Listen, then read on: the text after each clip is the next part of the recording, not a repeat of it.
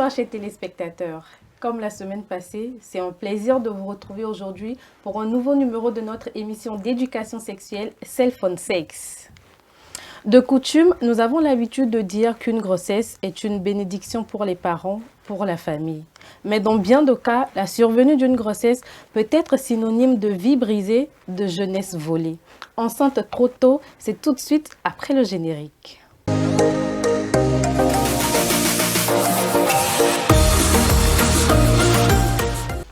Vous vous en doutez, je ne serai pas seule sur le plateau à aborder ce sujet. J'ai avec moi sur le plateau la compagnie de deux charmants invités. À ma gauche, nous avons Madame Edwige Adjo-Mensan. Bonsoir. Soyez la bienvenue. Merci. Et à ma droite, notre gynécologue de ce soir. Mbortier Bingo. Des noms authentiques qui ne sont pas faciles à retenir. Alors, pour une présentation plus complète, je vais leur laisser la parole pour qu'ils puissent s'exprimer. Edwige. Merci. Bonsoir, chers téléspectateurs. Merci pour l'invitation. Je suis Edwige Adjo-Mensan. Je suis communicante de formation de profession, activiste en droits humains et la promotrice de la marque sociale BRI, qui est une marque qui est engagée pour le bien-être familial à travers l'accompagnement psychosocial et professionnel des mamans. D'accord. Et quelles sont les actions concrètes que vous menez dans ce sens-là? Alors, nous avons un site web sur lequel vous pouvez retrouver un blog qui parle des thématiques liées à la maternité, à l'entrepreneuriat, aux initiatives sociales et civiques. Et nous avons une boutique en ligne qui permet d'écouler nos produits comme ce sweatshirt que je porte. Nous avons des t-shirts, d'autres accessoires qui nous permettent de financer notre groupe de parole qui est dédié aux mamans.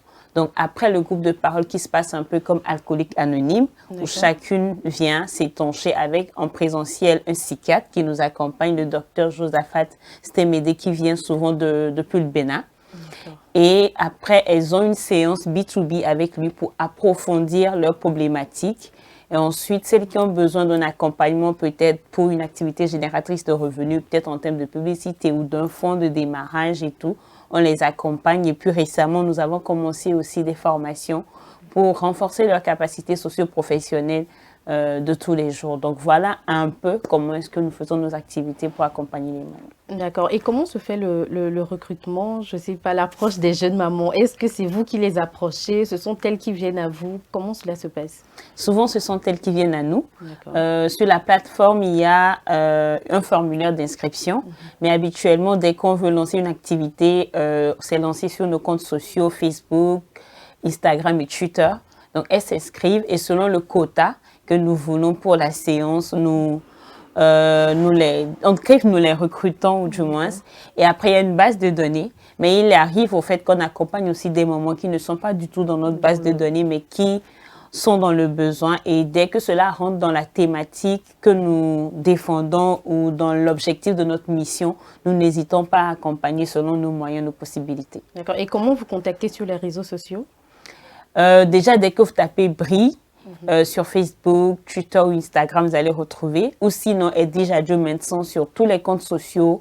Vous retrouvez mon profil et forcément, vous allez retrouver le profil de BRI. D'accord. Vous avez compris par là que nous avons un invité de taille sur le plateau et vous savez désormais à qui vous adresser pour ces genres de situations. Docteur, nous sommes à vous maintenant. Oui, d'accord, c'est bien. Merci pour l'occasion que vous nous donnez ce soir pour parler donc d'un sujet aussi pertinent de l'heure. Et nous profitons donc de l'occasion pour vous dire merci pour tout ce que vous faites. En ce qui concerne donc la sensibilisation donc de la population sur les questions de santé. Moi, c'est docteur Mbortier Bingo. Je suis médecin gynécologue obstétricien exerçant à l'ATBF, Association togolaise pour le bien-être familial. Je suis également le directeur adjoint chargé donc des études à l'École nationale de sages-femmes de Lomé et je suis le président de la Société des gynécologues obstétriciens du Togo. Rien que des poids lourds aujourd'hui, hein? Et nous allons tirer le maximum d'eux avant qu'ils ne prennent congé de nous. Nous avons posé la question à la population pour savoir ce qu'ils pensent du sujet du jour. Nous retrouvons Léman juste après l'intermède.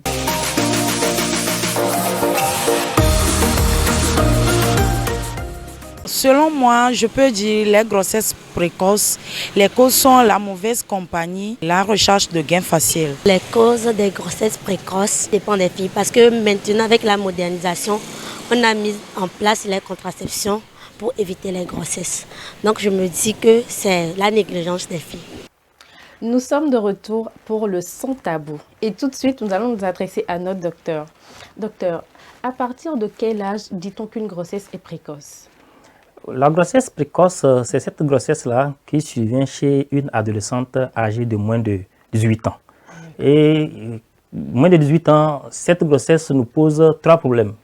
Et le premier problème, c'est d'abord le retard donc, diagnostique, puisque à ces âges-là, il y a donc des troubles du cycle qui sont physiologiques.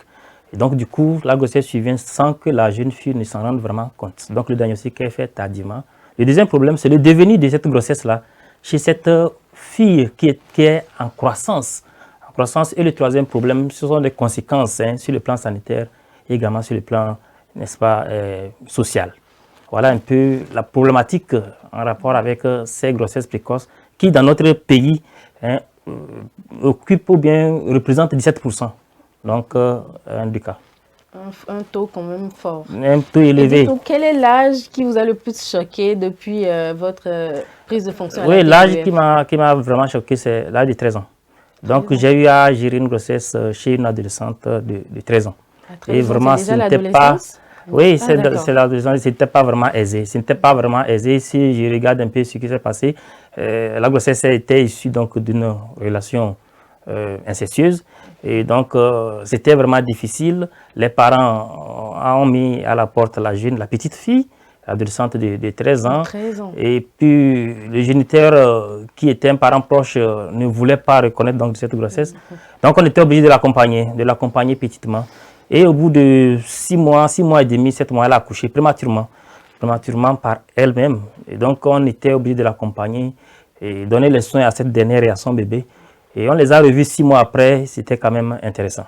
J'imagine quand même les séquelles que cette situation a pu causer à cette jeune fille. Mais dites-nous, qu'est-ce qui explique ce taux de prolifération des grossesses précoces dans nos sociétés? Oui, bon, le taux d'augmentation et le taux de prolifération donc, de ces grossesses précoces donc, dans nos sociétés sont de causes multifactorielles. Parce que ce n'est pas seulement une seule cause qui est responsable donc, de ces taux-là. S'il y a grossesse, ça veut dire qu'il y a eu activité sexuelle, il y a eu relation sexuelle sans mesure de protection.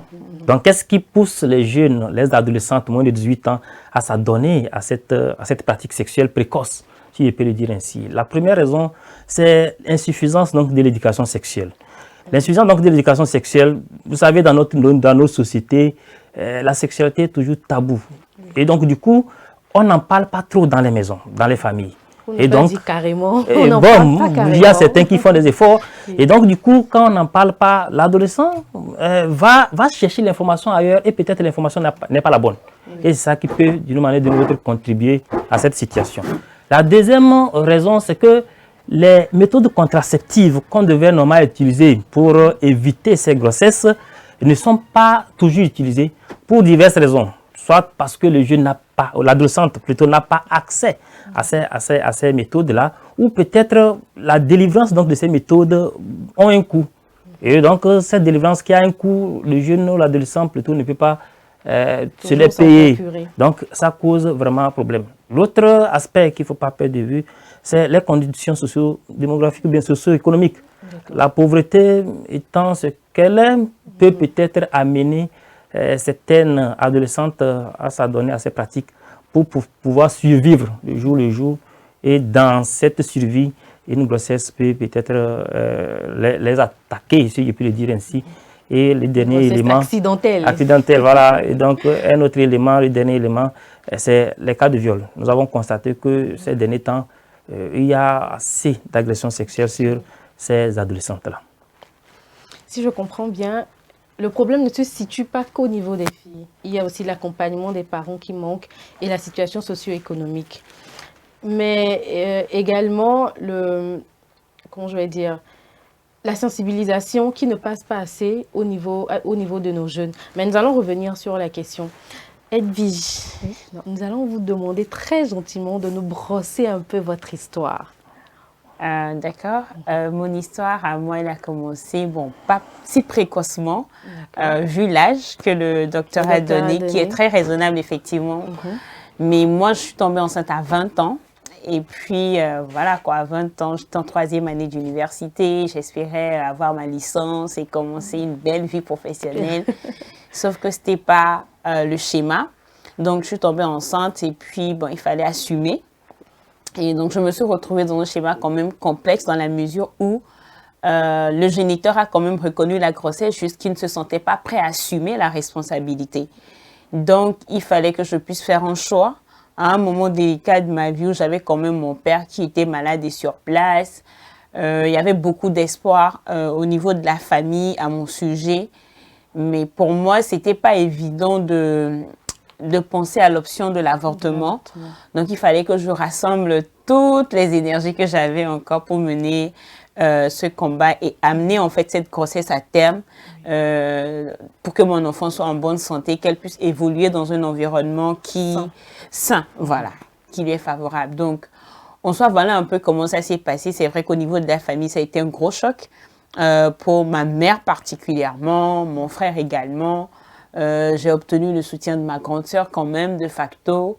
Et puis, bon, après, j'ai pris le problème à bras le corps, comme on dit. Exactement. Et voilà, aujourd'hui, 7 ans après, bientôt 8 ans, je crois que le parcours il a été parsemé de difficultés, mais au final, il est très beau. Et je suis reconnaissante pour le chemin parcouru. Et j'ai une magnifique petite fille qui grandit superbement bien. Avoir la maman, on n'en doute pas. Mais habituellement, nous remarquons que quand une jeune fille tombe enceinte, tout de suite, la maman est indexée. C'est elle qui a mal éduqué l'enfant, c'est elle qui n'a pas su prodiguer les bons conseils, alors que l'éducation d'un enfant se fait à deux. Oui. On attaque un peu les papas, mais c'est la triste réalité. Mais dites-moi, à un moment, avez-vous eu l'impression que votre jeunesse vous a été volée? Oui et non. Oui et non, parce que déjà, c'est vrai que je ne m'attendais pas, même si je pratiquais l'activité sexuelle, je ne m'attendais pas à tomber enceinte. Donc oui, c'est quand même un arrêt brusque dans la programmation de ma vie. Mais non, parce que j'ai eu la grâce d'avoir des parents qui m'ont responsabilisé tôt. Assez tôt. Moi, déjà, vers la fin du primaire, on pouvait me donner mon écolage et me dire, va payer, ramène le reçu. Donc, ça fait qu'il y avait beaucoup de choses qu'on faisait rapidement dans ma famille, tout simplement parce que mon père avait cette conception de la vie dans laquelle il se disait, en fait, on pouvait partir à tout moment et il faudrait qu'à notre départ, nos enfants puissent être à même de pouvoir se battre dans la vie, survivre en fait difficultés de la vie.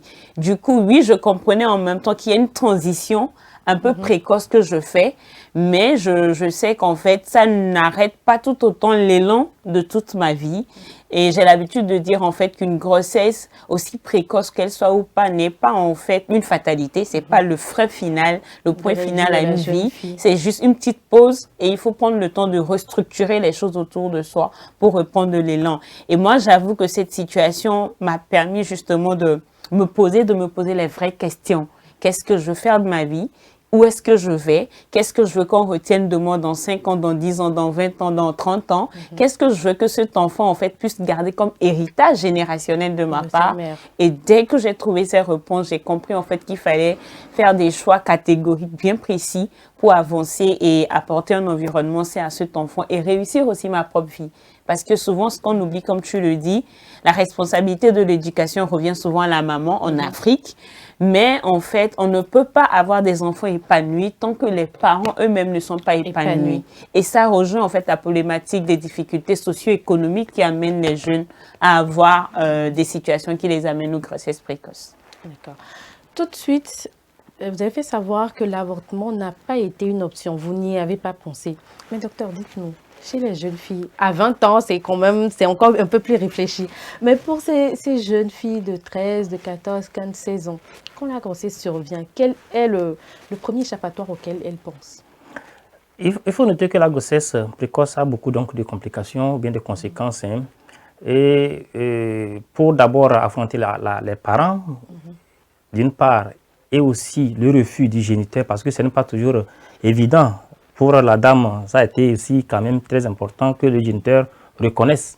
Le plus souvent, le géniteur nie les faits. Et donc, l'adolescente se retrouve donc dans un dilemme entre les parents et le géniteur. Et le seul recours, c'est à l'avortement. Alors que l'avortement, dans notre contexte, n'est pas légalisé. Donc, avortement provoqué clandestin. Et je rappelle au passage que les avortements provoqués clandestins ont des complications qui aboutissent au décès. Et lorsqu'on regarde un peu au Togo, les avortements provoqués clandestins sont coûts de décès à hauteur de 10%. Donc, ce n'est pas égal à zéro.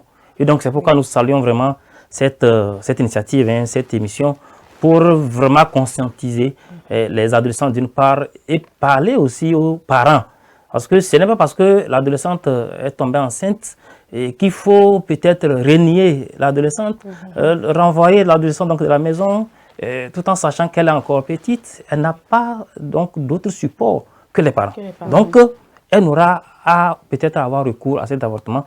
Et parfois, certains parents pleurent parce qu'il y a décès suite à un avortement. Alors que si peut-être les parents avaient peut-être accompagné cette adolescente, ils n'en seront pas à cette étape-là. Ils avaient pris du recul par rapport à la situation, ils auront compris que la grossesse n'est pas la fin de vie de leur fille, voilà, c'est ça. Et qu'ils devaient l'accompagner pour qu'elle puisse continuer quand même dans de bonnes conditions.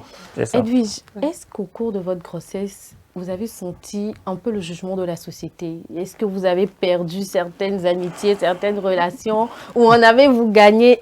Comment l'expérience a été? Un peu, beaucoup. C'était quoi, la peur de dire que, enfin, les parents vont dire il faut plus faire la compagnie d'Edwige, hein, sinon tu risques aussi de tomber enceinte, des commentaires comme ça? Peut-être. Il faut dire que je n'ai même pas eu le temps de creuser. Il faut dire que quand vous êtes dans ce genre de situation, les autres n'est plus vraiment votre priorité. La priorité, c'est vous, comment vous en sortir, comment aller mieux. Et oui, j'ai perdu des amis parce que justement, comme je le disais, moi, l'avortement n'était pas une option. Et il y avait une amie qui me recommandait justement d'avorter. Je lui ai dit non. Moi, du point de vue de mes principes, de mes valeurs de vie, l'avortement n'était pas l'option pour moi. Donc, ça a été un quiproquo. Et j'ai dit, bon, si c'est ça, c'est ma vie, quoi. Donc, reste à côté. Et puis, j'évolue. Il y a eu des ragots. J'étais à l'université. Il y a eu plein de ragots derrière. L'attribution de ma grossesse à des potentielles personnes qui n'étaient pas les candidats. En tout cas, l'auraient élu. Voilà. Et les regards. Bon, j'étais à l'université. Il fallait quand même continuer les cours. Et quand tu vas à l'espace sud, dans la cantine pour manger, ben, c'était vraiment énormément de regards, mais aussi beaucoup de soutien. Il y avait une de mes amies exceptionnelle qui est restée du début à la fin. C'est l'une des premières personnes avec qui j'ai partagé la nouvelle. Je me rappelle, elle m'a dit, peu importe ta décision, je te soutiendrai jusqu'au bout. Et elle l'a fait. Dès que ma fille est née, quelques minutes après, elle était là avec tout un tas de choses pour que je prenne mes premiers thés, etc. Mais voilà, c'est aussi des amitiés qui m'ont amené justement à là où je suis aujourd'hui, parce que je me rappelle quand j'ai accouché et que j'ai voulu partager mon expérience sur les réseaux sociaux, c'était un de mes amis qui m'a conseillé d'ouvrir un blog carrément et qui a ouvert le blog pour moi parce que j'avais pas vraiment de moyens en ce moment pour gérer un site web et tout ce qui va avec. Donc lui, pendant qu'il était en stage, il alimentait les contenus et moi je repartageais. Donc oui, j'ai perdu plein d'amis. Parce que, comme tu le dis, certainement, il y avait des personnes qui se disaient, Edwige, c'est devenu une mauvaise compagnie. Mais j'en ai gagné. Et jusqu'à aujourd'hui, je pense que c'est une histoire qui me rapporte beaucoup plus en termes de qualité de vie humaine que je n'en perds. Et voilà. L'ami qui a été là du début à la fin. Chapeau. Vraiment. Parce que nous n'en trouvons plus d'aussi authentiques de nos jours. Effectivement. Et j'en viens à la question... Pour titiller un peu, hein, qu'est-ce qui vous a mené vers cette vie sexuelle-là?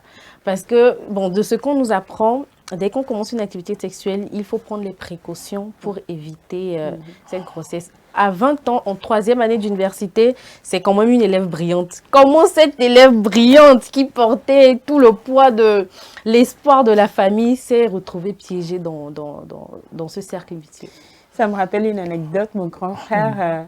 Quand il a appris, il est venu dans ma chambre. Donc, Edwige, avec toute ton intelligence là, tu n'as pas pensé à te protéger? Franchement. Et c'était la dernière discussion qu'on a eue pendant un long moment. Et en fait, je pense que personnellement, il y a eu un vide que je voulais combler. Du point de vue de l'affection peut-être parentale, le suivisme aussi. Parce que bizarrement, j'avais quand même deux types d'amis. Des gens qui avaient des vies bien rangées. Et puis, il y avait une catégorie aussi qui était, voilà, qui voulait s'essayer un peu à tout. Qui était à la mode. Exactement. Et je crois que malheureusement, la balance a un peu penché de l'autre côté. Plus ce vide qu'il y avait, que je voulais combler peut-être, ou que je pensais que l'amour des garçons pouvait combler en moi. C'est ça aussi. Et malheureusement, j'ai pas, sur le coup, en tout cas cette fois-là, j'ai pas pensé à me protéger. Et malheureusement, c'est ce qui a amené à cela. Et je pense que des fois, c'est de la naïveté. Des fois, c'est aussi sur le coup des, voilà, des pulsions. On se dit, ah, il n'y a pas le temps, on va faire rapidement. Et puis, il y a quelques rares personnes que je connais qui avaient des allergies au latex. Donc, en fait, ça devient aussi un argument non négligeable qu'on met en cause en se disant non, vu que j'ai de l'allergie, je vais y aller sans, peut-être on va pratiquer le coït interrompu. En ce temps, je me rappelle qu'il y avait l'anecdote du Cédaspi qui était bien à prendre après. Donc, ces petites choses confondues et selon les situations de chaque personne, hormis les situations de viol, d'inceste et tout ce qui va avec, qui conduisent en fait à cela. Et surtout le manque d'informations. Le docteur en a parlé et le manque de discussion dans un cadre sain en famille aussi, qui fait qu'on trouve que le sexe est si extraordinaire alors qu'il n'y a rien en fait qui nous pousse vraiment à se presser. Mais franchement, rien du tout. Mais bon, on a appris ça trop tard avec les conséquences qui vont avec. Comme disait ma tante, ne vous pressez pas, il n'y a rien. Ces hommes-là, ils ne font qu'abuser de vous. Mais bon, on va revenir au docteur. Pensez-vous que les campagnes de sensibilisation ont eu l'effet escompté au niveau de la jeunesse, plus précisément au niveau de la jeune fille? Oui, on peut dire que les campagnes de sensibilisation ont donné quand même certains fruits. Mais il faut noter que le changement de comportement d'un individu passe par plusieurs étapes. Donc, la première étape, c'est l'information. Donc, les campagnes de sensibilisation permettent donc de donner l'information à la jeunesse, aux adolescentes, aux adolescents. Et donc, c'est pourquoi il ne faut pas se fatiguer de cette sensibilisation. Et il ne faut pas aussi dire qu'on a déjà parlé de cette question hier, on ne peut plus en parler aujourd'hui. Donc, il faut parler fréquemment donc, de ces sujets pour que chaque individu puisse suivre le processus du changement de comportement. Donc, après l'information, la deuxième chose donc, dans le processus du changement de comportement, c'est l'adhésion à ces informations. Nous donnons l'information comme quoi le préservatif peut protéger contre les grossesses non désirées et les IST. C'est l'information qu'on donne. Mais il faut que le jeune ou l'adolescent accepte qu'effectivement, ça peut faire ce travail. Donc, quand il accepte, ça veut dire qu'il adhère. Donc, c'est l'approbation. C'est la deuxième étape du changement de comportement. La troisième étape, maintenant, c'est l'intention. Le jeune ou l'adolescent va se rendre dans une pharmacie, aller acheter les préservatifs, venir à la maison et laisser les préservatifs et continuer sa vie sexuelle comme il faisait. Comme si de rien n'était. Comme si de rien n'était. Donc, il a eu quand même l'intention d'aller acheter. Ce n'est pas encore la pratique, ça. Ça, c'est la troisième étape. La quatrième étape, c'est la pratique. Il a acheté, il utilise. Et quand il utilise, il va se rendre compte que c'est bon ou soit ce n'est pas bon. Ce n'est pas bon, il retourne à la case de départ. C'est bon, il va maintenant faire la promotion de la chose. Donc, lorsqu'on sensibilise la population, on peut quitter d'une étape à une autre. Ce n'est pas mathématique. Pour dire que quand on parle du port du préservatif aujourd'hui, en même temps, le jeune ou l'adolescent va l'appliquer demain. Donc, il a son temps, son processus propre à lui pour changer. Donc, c'est pourquoi les sensibilisations doivent continuer. C'est pourquoi il dit que les sensibilisations, c'est vrai, ça a porté certains fruits, mais ce n'est pas encore suffisant. Donc, il y a encore du travail à faire. Ce travail va consister peut-être à faire ces sensibilisations de masse, à aller encore plus vers les jeunes, les adolescents, pour que vraiment le contact soit direct, pour quand même qu'on diversifie, n'est-ce pas, la manière donc de sensibiliser. Il faut également utiliser les réseaux sociaux. Au jour d'aujourd'hui, ces réseaux sociaux aussi peuvent contribuer négativement à la survenue donc de ces grossesses précoces. Donc, il faut utiliser les réseaux sociaux pour donner la bonne information. Il y a des plateformes où les jeunes peuvent s'informer, se former à l'éducation sexuelle, par exemple. Donc, c'est de faire la promotion donc, de ces plateformes-là pour inciter les jeunes à aller se cultiver. Lorsqu'on a presque toutes les informations concernant la sexualité, on peut commencer la vie sexuelle.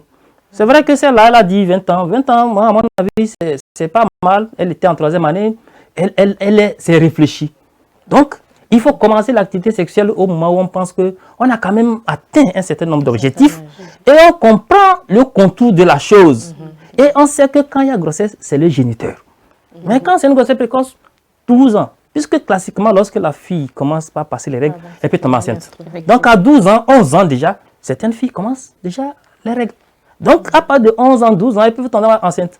Et en ce moment, si elles s'adonnent à cette pratique sexuelle non protégée, au début, il y a les hormones. Les hormones qui sont sécrétées par l'organisme de la femme poussent cette dernière à avoir des pulsions. Donc ce qui fait que quand on prend la sexualité d'une adolescente comparée à la sexualité d'une personne adulte, c'est un peu différent. C'est un peu différent. Donc ce qui fait que certaines adolescentes ou certains jeunes, certains adolescents ou adolescentes ne sont pas satisfaits sexuellement. Donc ils sont obligés de multiplier les conquêtes. Alors qu'on ne comprend pas encore tous les contours de la sexualité. En multipliant les conquêtes, on se retrouve devant une grossesse précoce. Qui est le géniteur? On ne sait pas. Et on s'expose aussi on s'expose aux IST. Aux IST.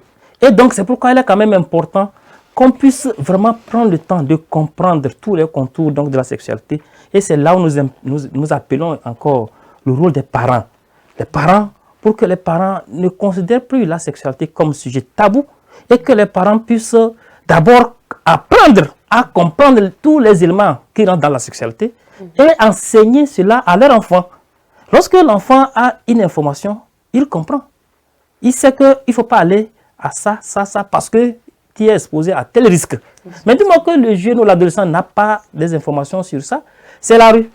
Et peut-être la mauvaise compagnie peut pousser l'adolescente à avoir certains comportements qu'il ou elle ne voulait pas. Aurait pu éviter. Et pourrait pu éviter. Les réseaux sociaux, il y a beaucoup de choses sur la toile. Donc, on ne contrôle rien. Sur les réseaux, on ne contrôle rien donc, de ce que l'adolescent ou l'adolescente visionne, voit. Donc, elle peut peut-être se plaire dans peut-être des choses qui ne sont pas en rapport avec son âge. Et peut-être elle va vouloir essayer, et ça peut donner ces conséquences-là. D'accord.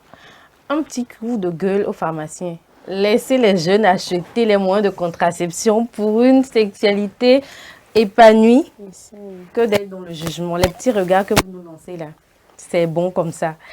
Edwige, alors est-ce que dans le cocon familial, vous avez eu cet accompagnement par rapport à l'éducation sexuelle? Que maman vous dise, voilà, maintenant tu es une femme, pour aller avec un homme, voilà les impératifs qu'il faut avoir. Est-ce que cet accompagnement dans le cadre familial a été fait?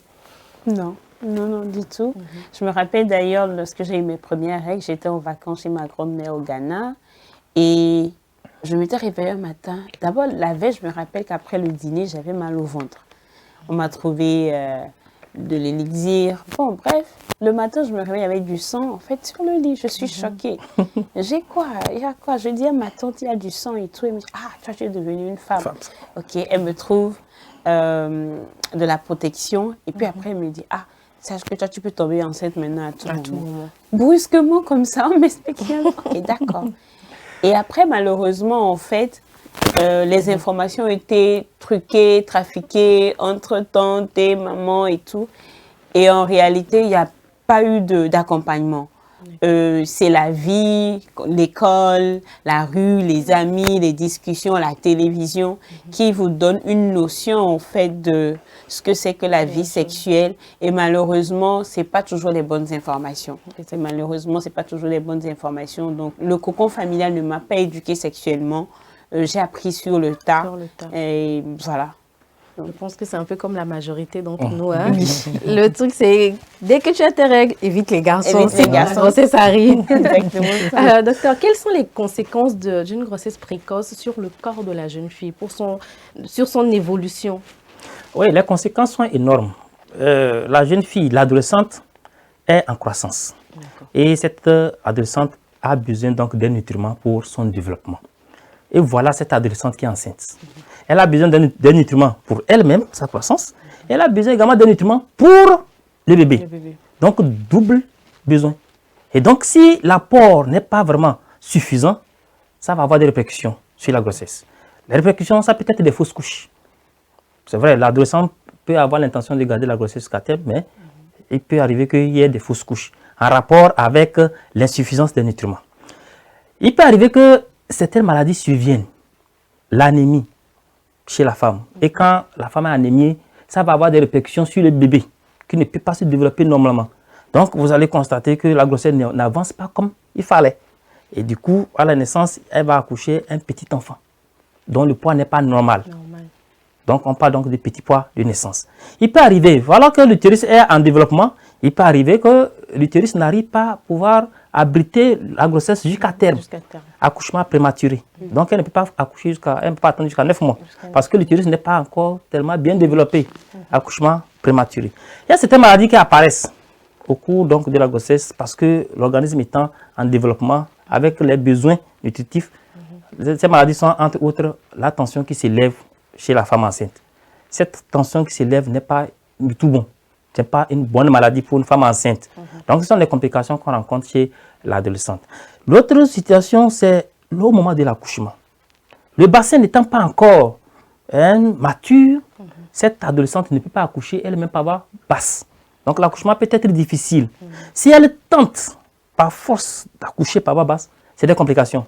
L'utérus va s'éclater. On parle de rupture utérine. Si l'utérus ne s'est pas éclaté, il peut arriver qu'il y ait rétention prolongée du bébé dans le vagin. Et ça va créer ce qu'on appelle une fistule obstétricale. La fistule obstétricale, c'est une communication, un trou qui se crée entre la vessie et le vagin, ou entre le rectum et le vagin. La vessie, c'est là où il y a les urines, le rectum, c'est là où il y a les selles. Donc, du coup, quand ce trou-là se crée, les urines vont passer par là, les selles aussi peuvent passer, et donc, du coup, elle ne pourra plus retenir. Vous voyez, à 14 ans, vous avez cette fistule. Si vous avez 70 ans à vivre sur la terre, vous voyez comment vous allez porter les couches. Et quand vous êtes devant cette fistule obstétricale, vous êtes rejeté par la société. Donc ça, c'est une autre complication qu'on peut avoir avec ces adolescentes-là. L'autre complication, c'est qu'il y a le nombre de césariennes qui va s'augmenter. Parce que le bassin n'est pas encore mature, il faut vraiment une césarienne. Sur la santé mentale, il faut noter que l'adolescente, c'est la période de puberté, il y a beaucoup d'hormones qui fait que cette fille-là, cette adolescente, n'est pas vraiment stable sur le plan émotionnel et psychologique.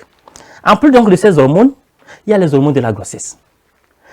Ensuite, c'est le stress créé par la grossesse. Le stress créé par le refus de paternité ou le rejet de la famille. Donc cette adolescente développe une maladie mentale. Une maladie mentale, et ce qui fait que même après l'accouchement, il y a le déni de la grossesse. Le déni, elle accouche et dit que ce n'est pas son enfant. Elle refuse complètement. Même au cours de la grossesse, il y a la grossesse, elle dit non, que ce n'est pas la grossesse. Elle n'est pas enceinte.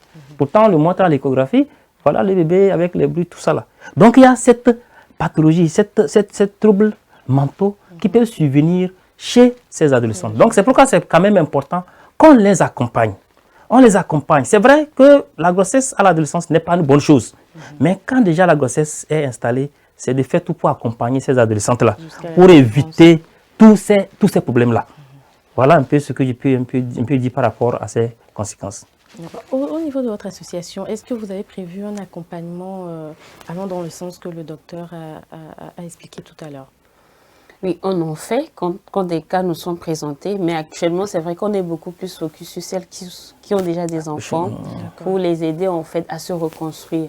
Mais évidemment, qu'on pense vraiment à descendre aussi dans les écoles, dans les quartiers pour faire des sensibilisations. Mais on a déjà aussi beaucoup sur le terrain.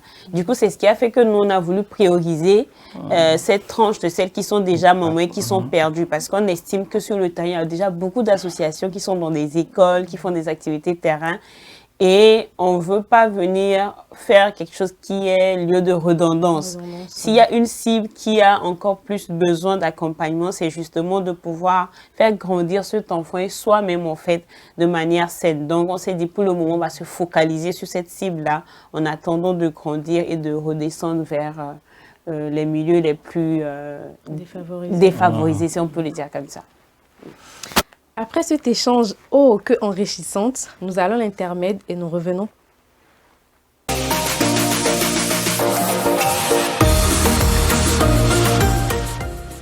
Nous sommes de retour pour la rubrique la plus croustillante de l'émission et nous nous tournons vers Madame Edwige.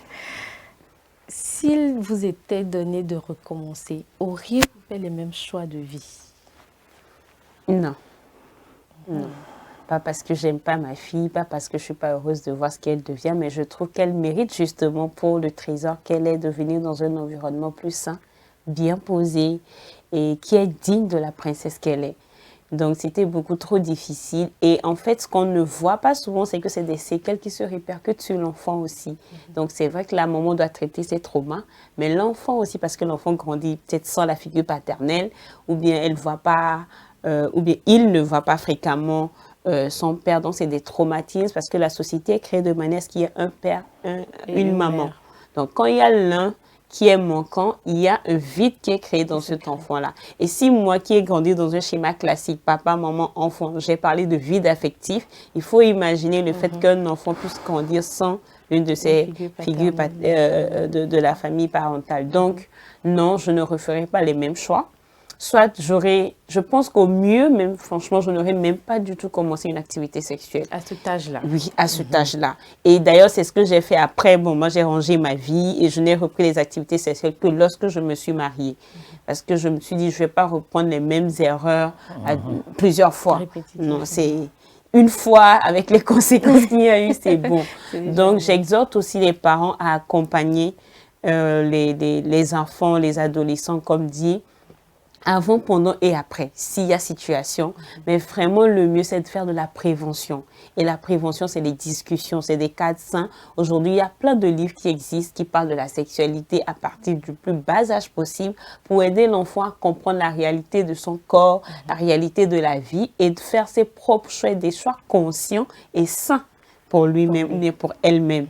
Et il faut aussi prendre le temps de ne pas trop stigmatiser les jeunes mamans ou bien les filles parce que c'est une activité sexuelle, c'est un monsieur, c'est une femme. Donc la fille n'a pas eu rapport sexuel avec elle-même et je crois que la société est trop dure envers les filles. C'est deux personnes responsables, c'est deux personnes conscientes qui ont commis un acte et il faut pouvoir voilà, faire face aux deux personnes plutôt que de stigmatiser une personne au détriment de l'autre. Et j'en appelle à la conscience personnelle des jeunes nous-mêmes. Il y a des choix de vie que personne ne fera à notre place. Et les conséquences aussi, on aura beau nous aimer, on ne les portera pas avec nous. Donc le mieux en fait, c'est de faire le meilleur choix. Si vous ne pouvez pas vous abstenir, protégez-vous. Et au-delà des grossesses dont nous parlons aujourd'hui, c'est de se protéger des maladies qui courent les rues, en fait, à tout bout de champ. Donc, franchement, je n'aurais pas fait ce choix. Je me serais gardée plus. Et puis, voilà, j'aurais eu, je pense, une vie beaucoup plus saine. Mais bon, conséquences corrigent, on rend grâce pour le parcours. On rend grâce. À vous voir aujourd'hui, on sent que vous avez su rebondir. Et c'est un modèle pour toutes ces filles qui se retrouvent dans ces situations-là. Je voulais revenir à vous pour le mot de fin, mais je ne sais pas. Bon, j'ai quand même eu l'impression que le mot de fin était déjà donné ou il reste encore un peu. Je pense bon, nous allons à l'intermède et nous revenons. L'amour, c'est des hauts, c'est des bas. Et quand la femme dit non, c'est vraiment non. Mais rien ne vaut un petit cadeau pour raviver la flamme de l'amour. La femme se fait belle et sensuelle pour votre plaisir. Claudia Lingerie, nous disposons de toute une collection de sous-vêtements haut de gamme pour hommes, femmes et enfants à un bon prix. Soyez ceux qui portent des sous-vêtements confortables. Claudia Lingerie, nous sélectionnons pour vous de la lingerie fine de qualité pour sublimer vos soirées. Claudia Lingerie, sur la route d'Agbalépédo, juste à côté du monument Grand œuf blanc. Infoline 00228 97 01 03 03 0228 97 01 04 04. Claudia Lingerie, l'élégance à une adresse. Je vous redonne la parole tantôt volée pour le mot de fin. D'accord.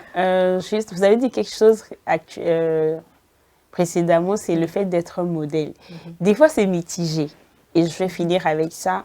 Que mon exemple, oui, j'ai pu rebondir, mais c'était extrêmement difficile. Je ne peux pas tout raconter, je ne peux pas tout dire. Et je ne voudrais pas qu'une jeune fille puisse me voir et dire, elle a pu le faire, donc je peux rebondir. Et je voudrais surtout qu'elles se disent que je ne veux pas vivre cette expérience. Et c'est le message que j'ai beaucoup plus à véhiculer. Préservez-vous pour vous. Préservez-vous pour un meilleur avenir pour vos enfants. Gardez-vous purs, hommes comme jeunes femmes. Et prenez soin de vous. Que votre priorité soit votre développement personnel, votre développement professionnel, vos études. Et chers parents, donnez de l'amour à vos enfants. Discutez avec vos enfants. Prenez le temps de leur parler des choses, de la réalité de la vie. Ne laissez pas la rue, ne laissez pas les amis, ne laissez pas voilà, les réseaux sociaux éduquer vos enfants à votre place. Mais surtout, quand la situation survient, je vous en prie, ne les renvoyez pas. En évêché, on dit, evim yenami do atana et vialo et toalo no sona kakasok panekonangbiu. Donc, dans tous les cas, c'est une vie qui est là. Et elle vaut aussi son pesant d'or, elle a sa valeur. Donc, le mieux, c'est de préserver et de choisir la vie, comme le dirait une de mes mentors. Choisissons la vie. Alors, docteur, votre mot de fin? D'accord, c'est bien, merci. Ce que je vais dire comme mot de fin, c'est que la grossesse précoce a plus de conséquences que d'avantages. Puisque nous avons vraiment parlé en long et en large des conséquences sanitaires, il y a les abandons scolaires aussi de côté, et le fait de devenir parent tôt n'est pas aussi facile. Donc, tout ce qui reste, c'est de prendre toutes les dispositions pour ne pas avoir cette grossesse à l'âge adolescent. Et pour ne pas avoir cette grossesse, qu'est-ce qu'il faut? C'est de parler de la sexualité. Les parents doivent faire des efforts pour parler donc de la sexualité avec leur enfant. Parler de la sexualité ne voudrait pas dire d'appeler les enfants, venez, on va parler de la sexualité aujourd'hui. Non, il faut, parce que les enfants posent des questions. Et lors donc de ces questions, il faut saisir l'occasion pour lui apporter l'information, la vraie, concernant la question sur son appareil génital ou sur la question posée. Et c'est comme ça, petitement, vous aurez le temps de pouvoir donner toutes les informations concernant la sexualité. La deuxième chose, c'est de retarder le premier rapport sexuel. C'est important parce que du moment qu'on arrive à retarder ce rapport sexuel, on aura eu le temps donc d'atteindre ou bien de finir l'école, si je peux le dire, atteindre donc certains objectifs et comprendre tous les contours de la sexualité avant donc de démarrer l'activité sexuelle. La troisième chose, c'est l'utilisation donc des méthodes. Le préservatif est la méthode de choix pour les adolescents, pour les jeunes, qui ne peut pas retarder leur premier rapport sexuel. Donc le préservatif, ça protège contre les grossesses non désirées et les infections sexuellement transmissibles. Il est important donc de garder sa sexualité saine pour avoir le temps de vieillir ou de grandir. Si on s'adonne tôt à cette sexualité banale, sans mesures protectrices, on n'aura pas le temps donc d'être à l'âge adulte. En dehors donc des préservatifs, si vous pensez que vous ne pouvez pas avoir le préservatif ou vous pensez que votre partenaire est vraiment fidèle à vous, il y a les méthodes contraceptives disponibles dans les formations sanitaires. Autre chose, c'est d'inviter le gouvernement à créer donc des centres adaptés, les centres de jeunes qui arrivent à offrir les services conviviaux aux adolescents et aux jeunes. Parce qu'un des problèmes donc, dans notre contexte, c'est que les jeunes n'arrivent pas à aller là où les adultes sont pour bénéficier donc des services en matière de contraception. Alors que s'il y avait des centres dédiés à ces jeunes, ces derniers ou ces dernières pourraient s'y rendre facilement et avoir leurs services. Et pour terminer, c'est la SOS Docteur TV, c'est de continuer par sensibiliser. Sensibiliser, il ne faut pas dire que non, on a parlé de ça hier. Chaque individu a son degré de changement de comportement. On ne sait pas à quelle phase chaque individu se retrouve à un instant donné. Donc c'est le fait de rappeler, de parler d'un sujet que ce dernier pourra vraiment changer son comportement. Voilà un peu ce que j'avais à dire. Merci. Merci beaucoup, docteur. Et merci aussi, Edwige, d'avoir répondu à notre invitation. Vous l'aurez compris, la grossesse précoce a beaucoup plus d'impact sur la jeune fille qu'on ne le pense. Alors prenons les responsabilités pour accompagner nos jeunes vers une vie sexuelle épanouie et à l'âge indiqué. Mais pour celles qui se retrouvent dans le cas, votre vie n'est pas brisée, vous pouvez encore rebondir et être des modèles dans la société. Ça a été un plaisir d'être en votre compagnie. Je vous retrouve la semaine prochaine pour un nouveau numéro. D'ici là, Portez-vous bien.